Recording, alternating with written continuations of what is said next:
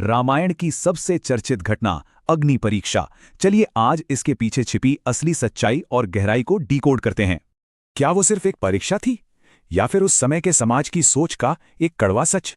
सोचिए, एक तरफ रावण पर जीत का भव्य जश्न था और दूसरी तरफ समाज के मन में पनपता गहरा शक। लंका युद्ध खत्म होते ही हालात बदल गए। समाज ने बिना सोचे समझे निष्ठा पर सवाल खड़े कर दिए। अयोध्या वापसी पर सबकी शंकालु नजरें माता सीता पर थीं। पवित्रता पर उठते ये सवाल वाकई बेहद कठोर थे।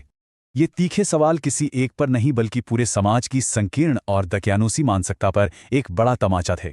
सामाजिक अपेक्षाओं का दबाव इतना भयानक था कि अंततः पवित्रता साबित करने का वो कठोर और ऐतिहासिक निर्णय लेना पड़ा।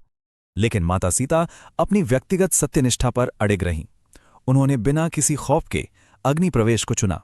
प्रचंड अग्नि जल उठी, पूरा समाज सांसें रोके खड़ा था और माता सीता बिल्कुल शांत भाव से आगे बढ़ गईं। और तभी अद्भुत चमत्कार हुआ। साक्षात अग्निदेव प्रकट हुए और उस अडिग सत्य को सुरक्षित बाहर ले आए। सच तो ये है कि ये कोई परीक्षा नहीं थी, ये शक्की समाज के लिए एक बेहद कड़ा संदेश था। संदेश साफ था, सत्य कभी नहीं जलता, व्यक्तिगत पवित्रता सुरक्षित रहती है और धर्म के लिए कड़े फैसले जरूरी हैं। इस पूरी घटना से एक बहुत बड़ा नैतिक सबक मिलता है।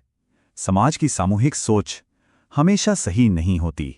समाज भले ही तुरंत शक करे, लेकिन वक्त हमेशा सच्ची निष्ठा और व्यक्तिगत सत्य को ही साबित करता है। ये प्रसंग साफ बताता है कि खोखली सामाजिक अपेक्षाओं से कहीं ऊपर हमेशा व्यक्तिगत मर्यादा और सत्यनिष्ठा ही होती है। जाते जाते एक ज्वलंत सवाल, अगर सच कभी नहीं जलता तो समाज आज भी अग्नि परीक्षा क्यों लेता है?